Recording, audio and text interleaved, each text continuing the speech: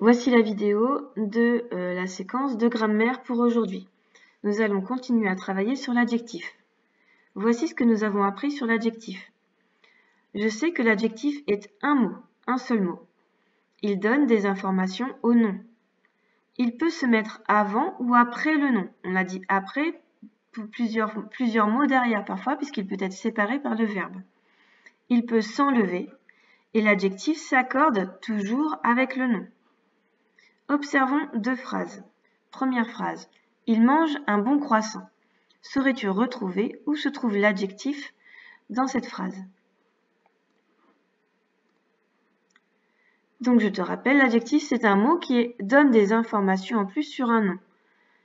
Ici, on a un nom qui est croissant. Un croissant. Comment est-il ce croissant? Il est bon.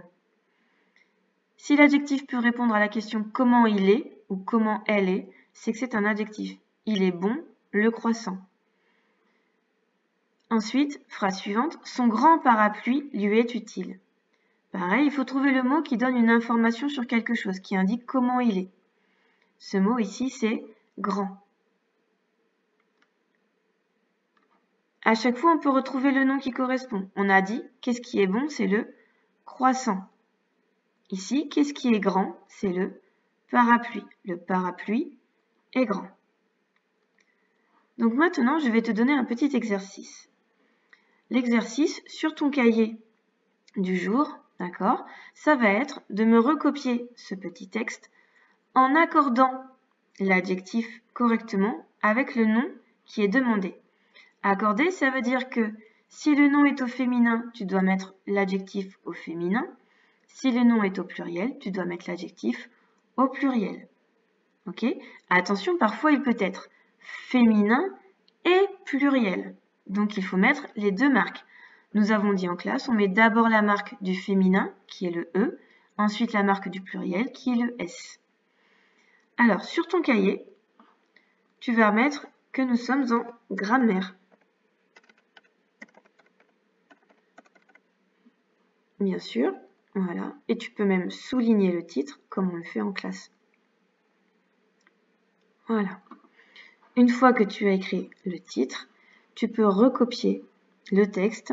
Encore une fois, je t'ai donné à chaque fois un adjectif qui va avec le nom qui est devant. Il va falloir que tu me le mettes avec l'accord qui correspond. D'accord? Donc tu fais pause, tu prends le temps de faire cet exercice et une fois qu'il est terminé, tu viens regarder la correction. Allez, c'est parti, tu peux faire l'exercice, tu mets pause. Bien, maintenant que tu as fait l'exercice, on va corriger ensemble. Ici, on te dit, ce monstre a des yeux jaunes. Qu'est-ce qui est jaune? Ce sont les yeux. On voit que les yeux sont au pluriel. Donc, je vais écrire jaune au pluriel.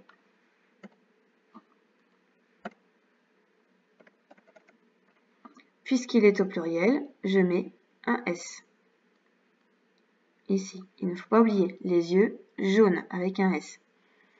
Ensuite, on te dit que le nez est rond. Le nez est rond. Il n'y a pas d'accord à mettre au pluriel. Ce n'est pas du féminin non plus, donc je le laisse neutre, c'est-à-dire sans marque. Le masculin, c'est un genre qui est neutre. Il n'y a pas de marque. Ensuite, les poils. Les poils, ils sont violets. Je remarque que des poils, c'est au pluriel, donc je dois mettre violet au pluriel. Donc, j'écris le mot violet et je rajoute la marque du pluriel. La marque du pluriel, c'est un S. Ensuite, on parle des dents. Les dents sont écartées. Alors, les dents est au pluriel. Mais ce qu'il faut savoir aussi, c'est que les dents, c'est du féminin. Quand on met au singulier, on met une dent. Donc, il va falloir que je mette les deux marques. La première marque du féminin, écarté E, puis la marque du pluriel, S. Enfin, une langue rouge.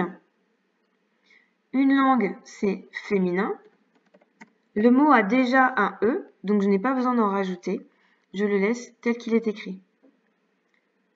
Voilà pour le travail aujourd'hui pour la grammaire. Tu peux passer ensuite, un peu plus tard, à la vidéo sur les mathématiques.